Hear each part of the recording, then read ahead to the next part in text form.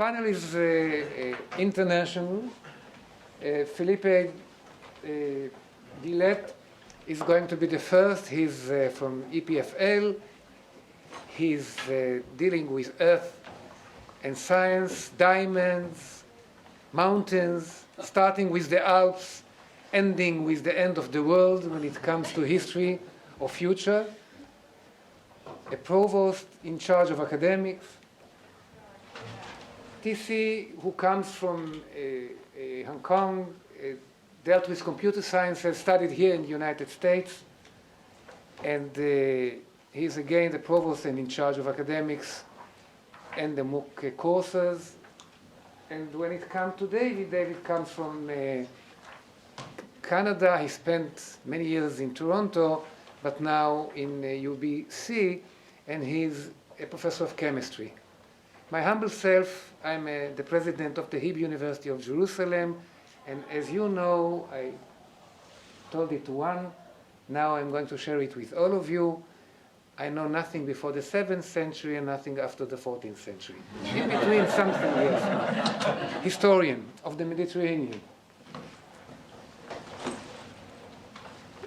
Let's just say a word about the uniqueness, innovative refreshment of MOOCs. And go back to the year 856. There is a letter sent from Iraq to Morocco, one side of the world and another side. At that time, America was not, it was existing, but not in terms of MOOCs. So the story goes as the following. The student sits in Morocco, sends an email. It took maybe 4 months until he reached its target, and he asks a question about the text, a sacred text. And the answer of the teacher is the following. We know the teacher, we know the date, and we know the language that it was written in. I would have loved to see you in front of me, seeing you smiling, open your eyes, reflecting to my ideas, questioning, participating, and answering. But what can I do? If you are so many miles out, at that time it was farsas, the Persian word, and we cannot communicate the regular way. Therefore, I'll open a channel of Q&A. And this Q&A channel became one of the major channels between the East and the West for hundreds of years. Afterwards came books. Then somebody smuggled the paper from China, and it was even cheaper to move information from one place to another. Revolution. I mean, the sacred idea of a teacher standing in front or in front of his students was not sacred anymore. You developed a whole system, a whole method. Q&A was the beginning. Then came the posting, then came the internet. I mean, it took maybe a few years, and then came all e-books that continued. We should be very modest when we think that we invent the wheel. It took many years ago. It happened when they started carving on stones, sharing with information, bringing students from one place to another. Pedagogical questions are still relevant. But whenever the globe becomes global, there is the beginning of the process of democratization of information. And that was the issue of last session. Now the questions of our session. How do we care and how do we keep the languages, the cultures? I mean, to talk about philosopher who wrote in French and to think that it is written in English, it's fine. But you miss something, or maybe more than just something. When you talk about an artist who was in Italy and painted both in Italy and in Spain in a context, how do you move the context when it is connected to a given culture? And nowadays, there are other languages than English. I mean, Arabic was the language of the text that I started off with, 9th century, everybody speaks Arabic. Like nowadays, everybody speaks English. But if you go back in history, and you go ahead in teaching, what's the meaning of cultures, languages, and context? First question.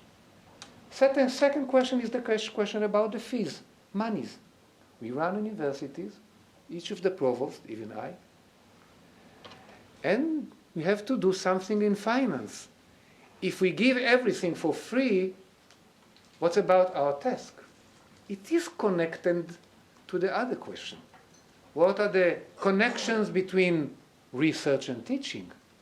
You teach, you transfer knowledge, but you want to get something from a community of teacher and student when it comes to create something new in science.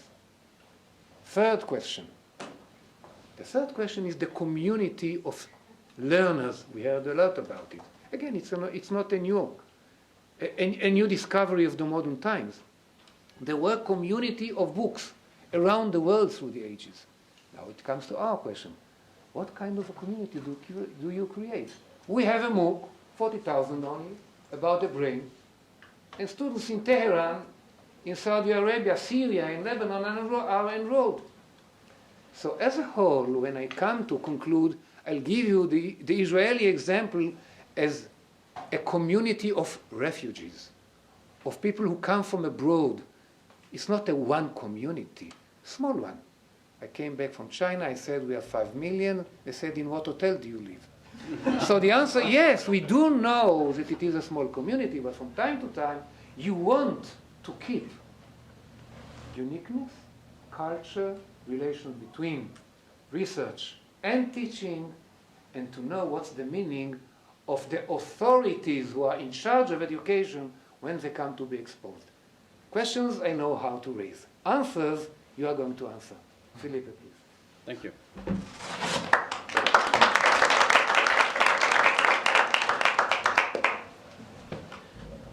Okay, thank you very much. You said everything already, so. That's what we got. Yeah. I don't know which one. I don't know on which screen we put it. We have the slide now. You can talk I can talk on everything. Yeah. Okay, so a few words on our experience on MOOCs. We started more or less a year ago on these massive open online courses, and why did we that? So there are several goals. We have all, I hope, similar goals. For us, it's very important to do MOOCs for visibility because our institution needs to be visible, but we use them essentially for insight purposes. So they must fit with our curricula. This is very difficult to do, but it's an ongoing task because we have to match what we are doing through MOOCs and what we are doing with hands-on job because we are a technical school, so people has to learn how to screw, how to work with real materials and so on. So MOOCs is a part of our education only. But it's also useful for our networks. We have a lot of partnerships within Europe with other technical schools, and this is a great opportunity for us to construct common curricula with our partners within Europe. And finally, it's also a way to do more efficiently continuing education. But in the European context, which is very different from the US one at least, we are in a world where education is more or less fee-free. So the fees are very low in Europe, and most of the financing of higher education comes from the States. And this is a very different model from the US one. And I would say we are not under pressure with respect to several US universities. The second very important point in the European context is that we have cultural area. So we are French speaking, we are Spanish speaking, we are Portuguese speaking, we are German speaking. But we have also countries outside our mother countries who are also French speaking countries, Spanish speaking countries, Portuguese speaking countries. And this is also for us an asset in the end. And finally, this leads us to set up new cooperations between institutions, especially with emerging countries. I think there is a problem on the map, but it doesn't matter. This is just a map which shows you we just created a network of 15 French-speaking universities, 7 in the north, Quebec for Canada, for instance, Belgium, Switzerland, France, And we have 7 other countries, 8 other countries in the south, in the emerging countries, in Africa, in IT, and all these universities are French-speaking technological universities. And if we look to the future, because MOOCs are only in their infancy, but the future, if you look to Africa, today in Africa we have around, nobody knows exactly, but we have around 120 million people speaking French. And you have 60 million Africans who speak French and English. But in 2050, there will be around 800 million French-speaking people in Africa. And these people need to be educated. And this is a great opportunity for us and for our network. So because we have this double culture between most of our faculty, 2/3 of our faculty, I would say, are English-speaking faculty, and the rest are French-speaking faculty. So for us, it's a very good opportunity because we are just in between these two cultures. We have already data on that, because on Coursera, we have launched courses in English and in French. So we can see what are the impacts of these two types of courses. This is just a very simple graph. This is the concentration of connected students on our courses. This is a course in English. It's a digital signal processing, and you see that it has a very large impact in English-speaking countries. If you look now to the French course, which is Analyse numérique en français, you see that you still have an impact in the English-speaking countries, and you see that you increase the density of connected students in Africa with the French one. And this is seen in another way. The red one is the course taught in French, and you see that in Asia the impact is rather low, but you see even in the US or in Europe and in Africa the impact is very important. This shows you that you have some sort of cultural area where you can still teach in the mother language. And for us, just to conclude, we have a lot of expectations through the MOOCs, because I think we can work together with our partners from Africa and from other universities throughout the world who are French-speaking universities, and we can integrate the MOOCs into their existing curricula and help them to gain in visibility and help their kids to raise their level of education. What is very amazing is that the South, what we call the South, the emerging countries, they are urgently needing courses in fundamental disciplines, math, physics, chemistry. This was not obvious for us, but they need these very basic courses. We discussed that at length yesterday during one of our sessions, but it's a real need. And for us, it's also very important to develop with these universities from the South specialized courses, which are extremely needed for them for their own development. And finally, this is very important, we need also to train academics, the African academics and the other academics from these emerging countries to the new ICT methods for education. This is a very important target for us. Thank you very much.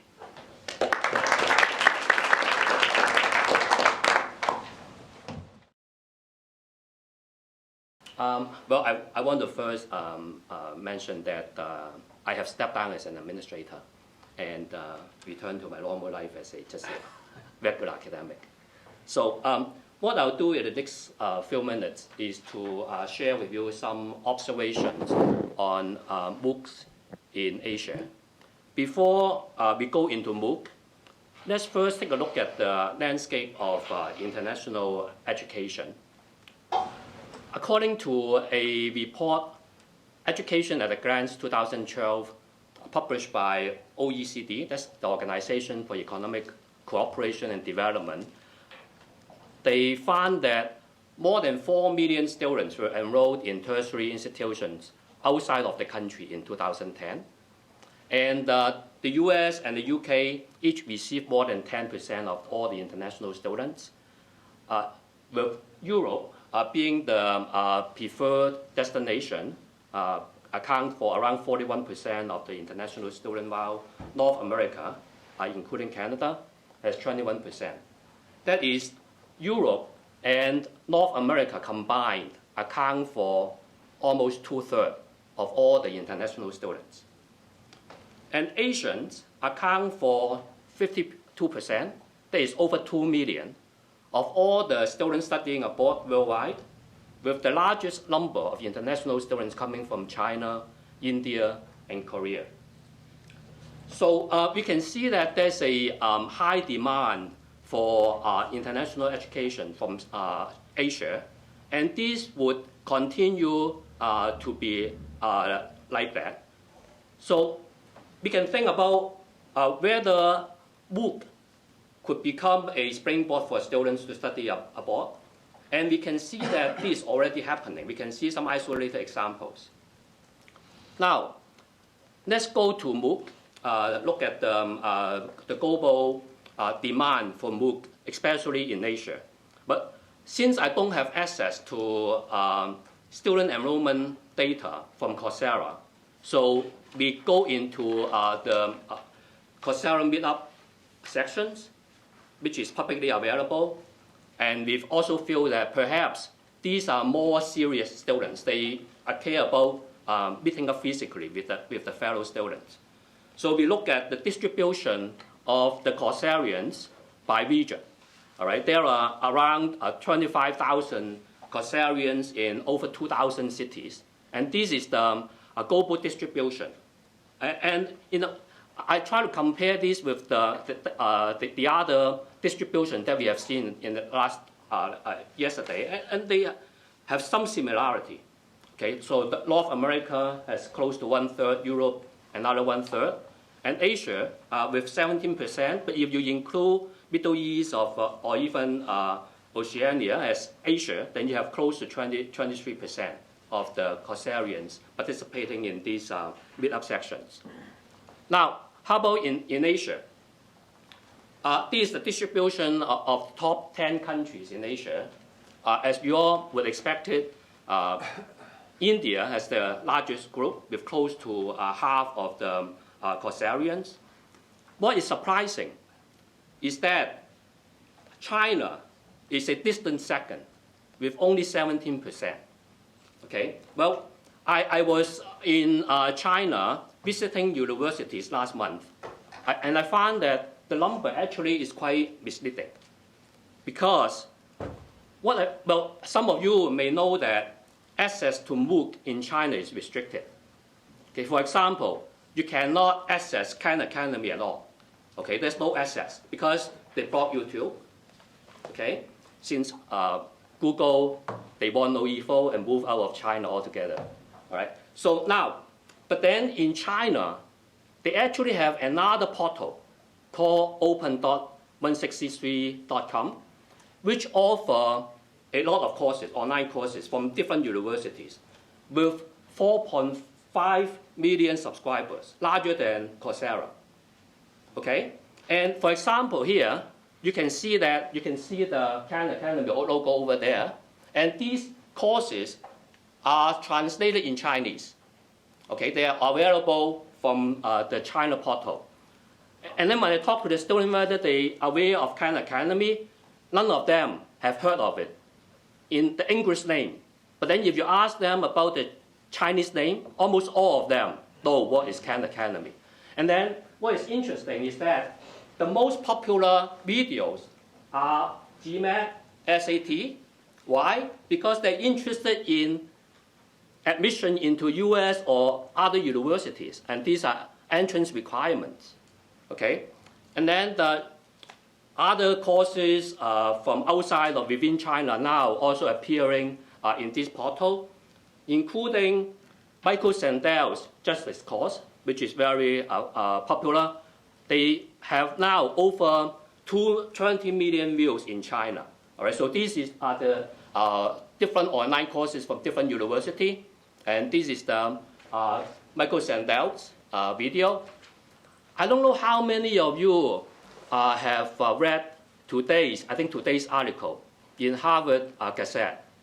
Okay, they talk about Michael Sandel is taking his course Justice to the world by using iPad as webcam to connect students from Japan, India, China, and Brazil to allow them participate live in the class debate. Well, I think that is taking MOOC to a new level. All right? Perhaps we shouldn't even call this MOOC. It could be massive open live online courses, okay, MOOC, or even just live MOOC. Or you can think could be more imaginative and come up with better names. So we can see that in China, although you think that justice is a controversial subject, but the students have the opportunity to look at them not through the public portal, but the MOOC platform in a way within China. Now, how do people perceive MOOC in Asia? Well, there's certainly some feeling of threat. All right, this is a report that I found from a South Korean website. Okay, so look at the title: MOOCs as weapons of mass instruction. Okay, and then what South Koreans do. All right, so now, well, when there's threat, there would be opportunities. So we may want to explore what collaborative opportunity through MOOC. As I mentioned earlier, there's a high demand for Malaysia for study abroad opportunities, including exchange programs. Like here, for example, at HKUST, my university, there are over 30% of the students who are participating in student exchange program. And we found that over half of the Coursera partners are already our university's exchange partners. Okay? And we want to expand the 30% to at least 50%, but then there are restrictions, there were constraints, because there would not be enough student housing, and then some students may not be able to afford to spend the whole semester outside of the country.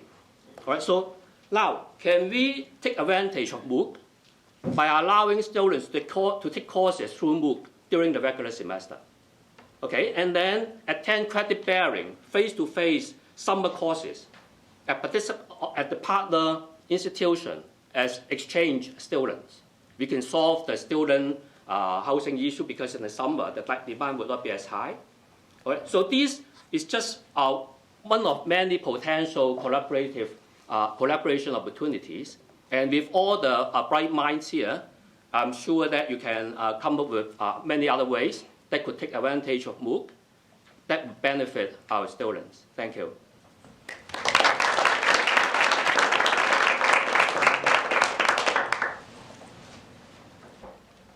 So I'm not going to use PowerPoint, and if this is a conversation about MOOCs and how they're perceived in the world, I'll give you the Canadian perspective.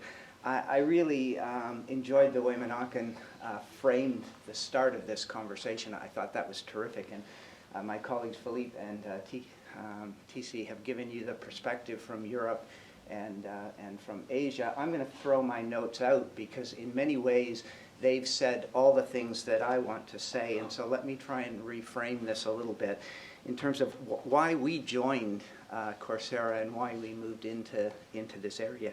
We that being the University of British Columbia, are very new into this. We joined in the last round, and not that this is an old subject, but we're new in a new area. And we've only offered one course. We really got dragged into that course by the professor who desperately wanted to give this course, and dragged the university in kicking and screaming. We are a large, research-intensive, comprehensive university. We're world ranked, whatever that means.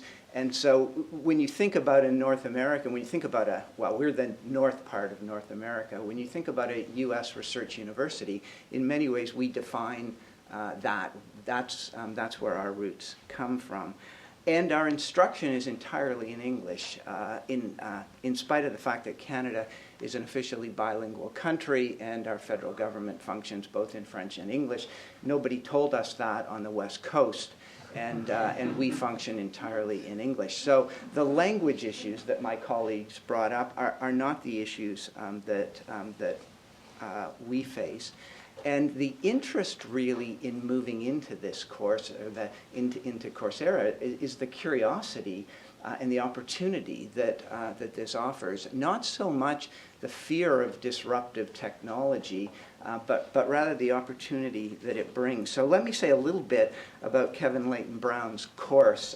The course was on game theory, and he is a professor in computer science. He was educated as PhDs from Stanford, and so the course was joint with two faculty members from Stanford that he knew when he was a PhD student there.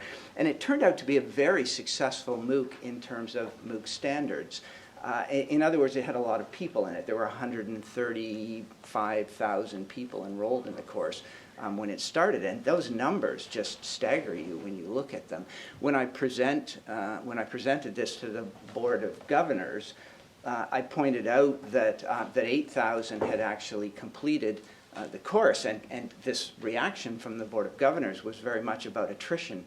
And look at how many people fell away during the course of this. Well, the conversation over the last 2 days about why people engage in these courses has really answered that question. I chose to answer it to the Board of Governors by pointing out that I had lectured first-year chemistry for 20 years. Basically, my life as defined as a chemist is captured by the students who are out there who sat through 20 years worth of courses. And when I look at the sections that I taught and multiply that by how many sections I taught, I think I probably taught 6,000 students. So over the course of my life, I taught less, or I had fewer students finish final exams than Kevin did in this one course. So that aspect of it really captured our imagination, but more importantly, we were very interested in the open aspects of the course and in using the course in a blended way, which turned out to be two of the issues that Kevin was incredibly interested in. First of all, he had already written the textbook on game theory, and so the course wasn't a textbook. He'd already written the textbook. Interestingly, he published the textbook in Cambridge Press, and convinced Cambridge Press to allow him to post the PDF of the textbook on his own website. So the textbook is now available open source to people, even though it's a textbook, and he got around the copyright issues in that way. It's a little bit like the jazz group that you go and see in your local club, and you can go out front and buy the CD for $20, or while you're listening to them, you can download it from their website for free. And so it wanders into this area of copyright and open access that we were interested in. It also, from his perspective, offered the opportunity to use the MOOC in his own classes in a blended sense, which was of huge interest to us. And we moved into that for a couple of reasons.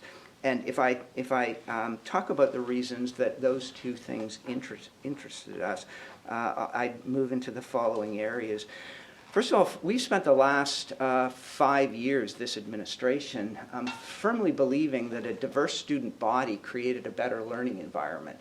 We're not convinced, at least I haven't been able to find the scholarly literature out there that backs that statement up. There's a lot of literature that says that immigrants into an area affect the financial aspects of the area. There isn't a huge literature that I've found on the impact of diverse learning environments on student learning, but I firmly believe that that's true, and MOOCs offer that to us.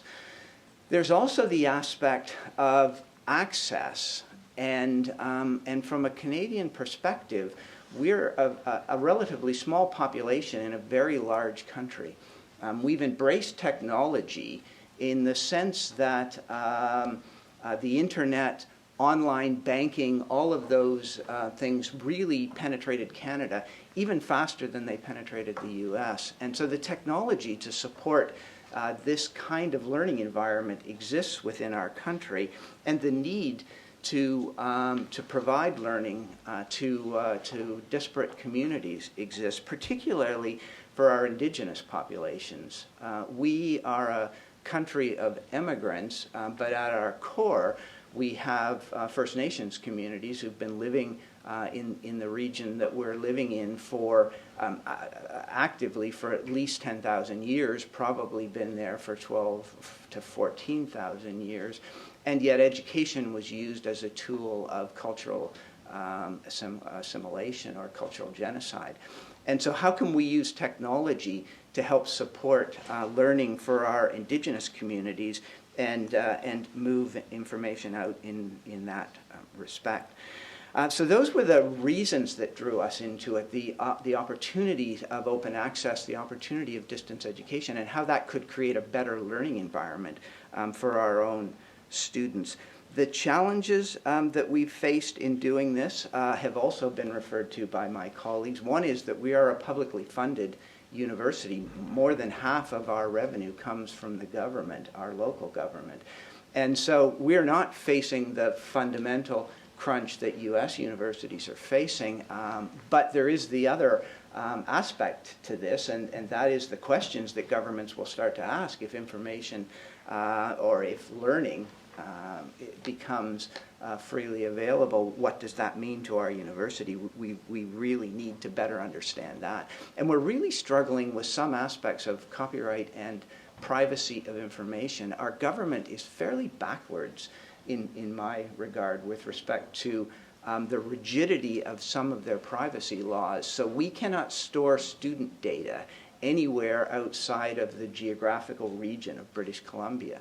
So that alters the way in which we define a student. The Coursera students can't be UBC students, and they really form a part of our continuing studies structure so that they don't appear to be UBC students. And this whole area of what is a student and how can we store their information is another one that's of interest to us. So we wandered into this more from a curiosity perspective, and the Canadian perspective is different from the US, but draws many similarities.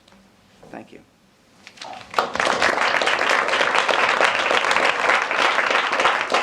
So as I promised, we respect the audience, and now the floor is yours. Let's see how do you use it. I would like to add another question to the three that I started with, and that is the question that hasn't been mentioned yet in terms of phrasing, but I phrase it as the following: canonization and Darwinism of culture. What do I mean by that? To be accepted as a medium, you need to have a process. Not every tool is automatically accepted. We talked about 1,200 years ago as an example when we opened this session. So the tool or the medium is already accepted. Before we have started using it for teaching or for learning, masses over the world have been using this tool of contact, for revolutions, for exchange, for eBay and the like of it. It is accepted. Now, whether it was accepted as a canonized method of teaching is another question. What are the steps in order to accept it, or what should we be worried about or concerned about when it comes to the future? I'll give you an example. Are you crediting or not crediting? Is it in English, or if it is in English, is it from a well-known university? Coursera had its own idea, well, cherry-picking 60 or 65 institutions that are in charge of, and yesterday we had another talk about that. How broad, how open is it going to be when it comes to other institutes? So in this case, the canonization of the process and the acceptance of the studies, it's not only a question of grades, points, and then recognition. How are we going to use it in the future in our universities? From our administrative point of view, as provosts, vice presidents for academics, even presidents. So that's the question I would like to put, in addition to the ones that I started with. I just want to mention what was there. So we refer to the question of creating a world community of intellectuals or students, as we heard about, democratization, as I refer to, B, the question of tuition, fees, 3, free time out of this method of learning. Maybe we can use better, not only the time, also the resources for research, and the research that we want to invest more. Nowadays, some of the cuts in university life were referring to research. So are we going to use it? And then the question of policy. What is the policy of our institutes? What is the future of our interests? And I'm not complaining about the quality of the people who sit here, but the quantity says something. Maybe it is a US project that whenever we talk about 65% of students of the world, there are passive contributors, despite of the fact or the data that Philippe has started with, that expected 800 million French-speaking. Nowadays, again, hundreds of millions of Spanish-speaking students, not to speak about Arabic students and Russian students speaking. These are the questions that I raised at the beginning, and I open the floor not only to questions. As you see, we do not know everything. We need some advice. Please. Name, institute. My name is Dan Kodicki. I work for a graduate school of education called Relay in New York. Thank you very much. Mr. Gillet, you had mentioned the Global South, and I just wondered at what point you expect, or anyone on the panel expects to see content being created from these, perhaps in Africa or other members of the Global South, instead of just being passive partners or being part of the MOOCs.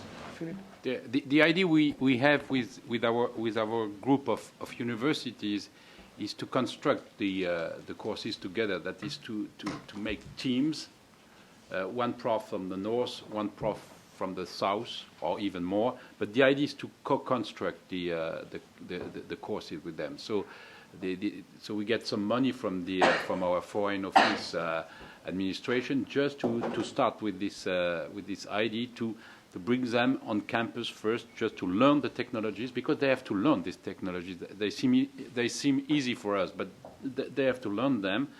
But the idea is to construct the content together, and not to bring our own content to Africa, but to co-construct the content with them.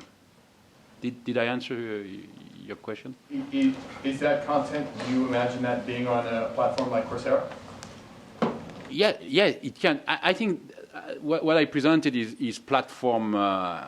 It doesn't matter which platform we're going to use for that. But I think the idea is also to bring them in the club of the best universities, because they wish also to join a club of very good universities. It's very difficult for African universities to join the club. I can say that if you look to everything, to every ranking, to everything, they are very far from the top.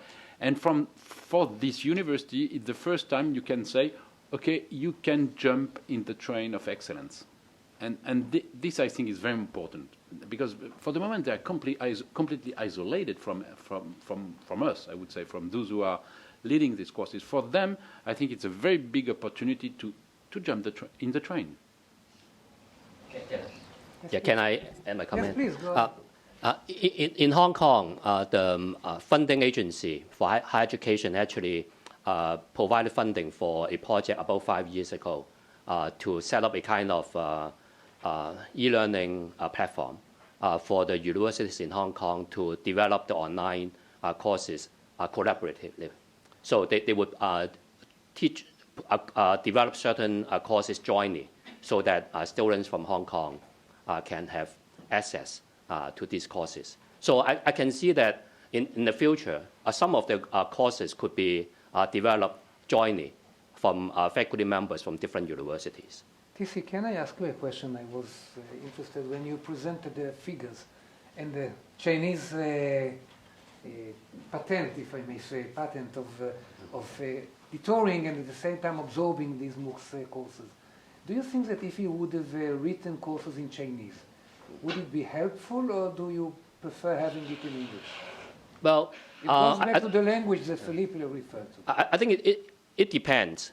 For the students who are interested in study abroad, they are more interested in English courses. For example, when I go to China, I really want to improve my Putonghua, because China and Hong Kong speak different dialect of Chinese.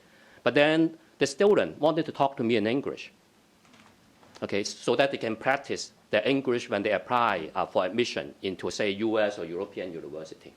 But I would say that they would really like to have the captions, because the English proficiency may not be good enough to really understand all the English. So that the Chinese caption would really help. That's why even for Khan Academy, the video in the China portal is very popular.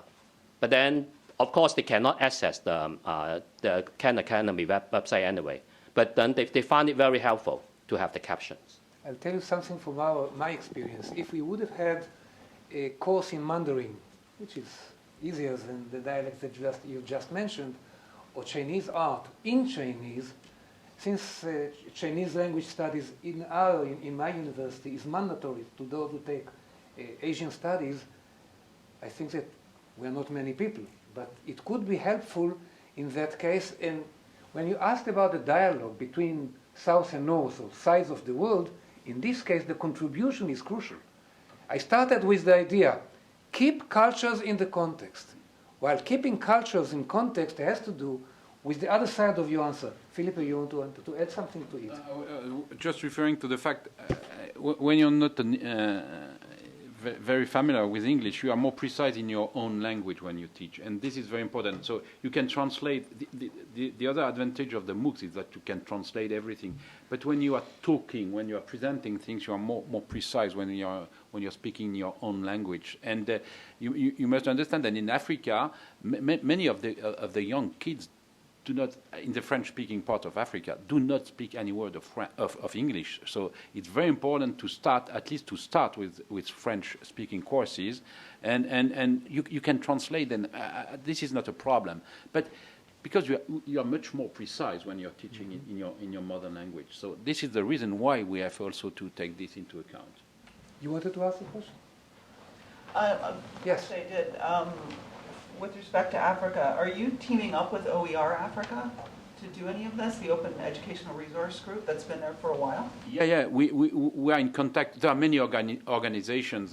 There is a French one which is called the Association des Universités Francophones. All the French-speaking universities are in an association. So we are in contact with all these associations. But our idea was to start with a little number of universities, just to start, because it's very complicated in Africa. I don't know if you've ever been in Africa, but everything is very complicated.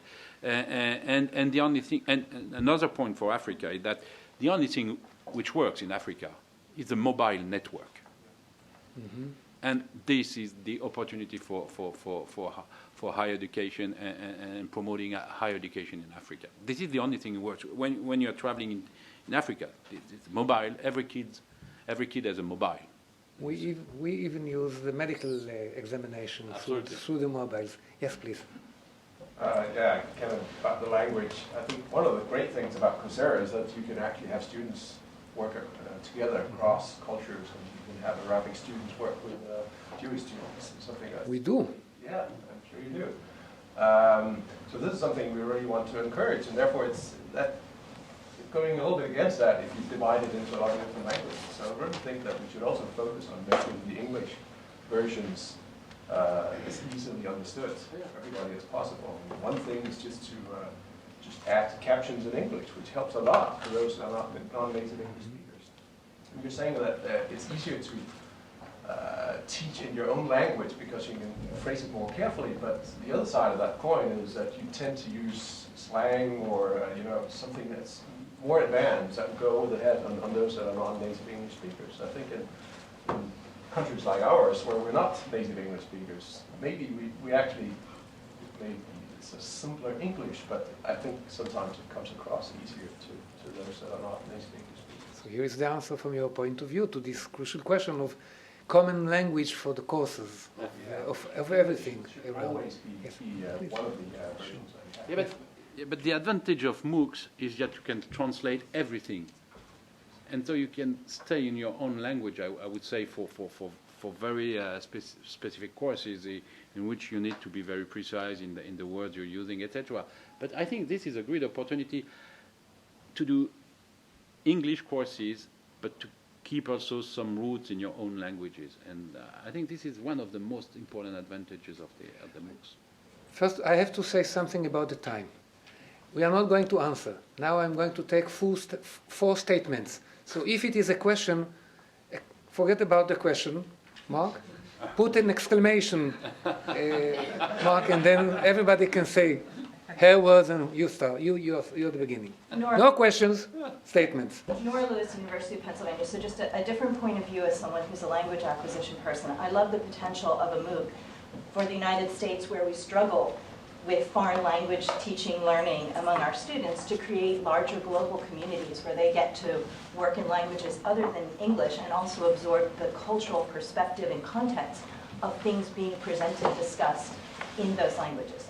That's my statement. Statement number 2. Yes. Can I just interject as we're having... In a second, David, You're you'll going to conclude. You'll get the last word because you were the last to talk. Please. You see how democratic this panel is. I'm very excited by open163.com, and I'd really like to learn more about how that content is curated and created, and in particular, how open education resources might make that an even more effective mechanism.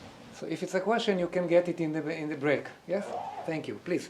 I think that it's a very good idea to be aware of the indigenous people, okay, about how to teach them, I'd say co-create courses, okay, but also how to teach them on doing this type of courses is very, very important, because I think that we have the opportunity to preserve the cultural diversity of the world. Okay, it's very, very important that Coursera allows to have that, all these languages, okay, maybe do the captioning, and what you are saying is a wonderful way to preserve the cultural diversity. Otherwise, we will be homogeneous and boring. Can I make a statement? Yes, in a second. One at a time. Please. My name is Ibrahim Afsa from the University of Copenhagen, and I want to say that I got inspired by what both Menachem and Philippe were saying, because before I became an academic, I was a consultant in government consulting, where I'm a lawyer, and we did Nobody's perfect, training in Afghanistan. And our approach was to prepare the materials, lecture courses, and then find Western-trained Afghans or Iranians who spoke the local language, and then offer these courses, to Afghan legal professionals. Which is, as you can imagine, a rather challenging environment. But the approach worked very well, because there, the people have zero foreign language skills, but these are not stupid people. I mean, it's just that they don't speak English. And previously, everybody else had treated these people as idiots because they don't speak English. And I think particularly when you deal with law and these kind of things, you have to do it in the language that people are comfortable in. Because that's the only way that they can be treated as, a dignified professional. Absolutely. And I saw, what you were saying with reaching out to your African colleagues, and I see in my field a tremendous potential using these online tools in doing precisely this, because this is the type of work that needs to be done in the local languages. And so I took some notes, and I got very inspired by what both of you were saying. Thank you. Another statement. You. John Levine from Northwestern University. Well, the conversation about language is crucial. And the other part of the global piece that we're not hearing here, and I just hope we can develop, is the cultural side. I think we as faculty members need to learn a huge amount about what works and doesn't in other cultures that we assume. We have huge blind spots. Many of us who have taught international students or taught abroad have figured out pieces of that, but the MOOC opens a level of this we haven't begun to think about. And we must get out of doing it wrong, and we must learn first. So I think there's two levels. One, what can we learn to change what we do for people to participate, but equally important, a different pipeline for us to learn as well. Thank you. You wanted to have a statement? Yeah, Farrar from Geneva. It's just a reply about the English that should be used as a first choice. We are also a French-speaking university, and we have 4 courses planned, and 3 out of them are English, 1 is in French, and we always have this debate: should we teach in English or French? And it's not that Clara gave me this one, but let's ignore it. It's in English. Go ahead. Actually, it's the same word in French. So. No, you can say it in Swiss German. It's even better. Peter. But one of the problems is that the MOOC is not only the video, and subtitling is not the only thing, because you have all the quizzes and the forums, and you have to choose whether the forums and quizzes will be in French or in English. And this is a harder issue because you don't address the same people if you open a forum in different language. Thanks, Daphne. I just wanted to say that we're... You know why I asked you to talk, because then if we are late, you are to blame. Claire can't yell at me. Actually, No, take your time, it's fine. We're very interested and committed to the global nature of this endeavor and the ability to teach people in multiple languages and in multiple cultures. We're very supportive of the effort that Philippe described of bringing African universities in a co-teaching format to help them also develop teaching skills in the MOOC as opposed to just consuming content from other providers. I think this is a great direction. We didn't want this and certainly don't want this going forward to be an effort where it's just the US teaching the world or even just the US and Europe teaching the world. And that's why we are so very happy with this latest round of announcements that has such a large international impact. And when Daphne says it in her modest, meek way, you know that it is a promise. David, the last word of yours to this session. So I'll just stay with respect to languages and cultures. I'll go back to something that I mentioned. If you take my province, there are something like 200 different First Nations communities that were there when the Europeans moved in 150 years ago, speaking 37 different languages from 7 major language families. Basically been annihilated, or huge amounts of that culture has been annihilated. So the ability of this technology to reach out not only north-south, but actually to pockets within our own communities is huge. That's the end of this session. I know that you are happy because we have all 4 minutes to reach to Golking Hall here in this floor, and we'll get the best seats because everybody sits in the back. We are going to get the front. Thank you very much.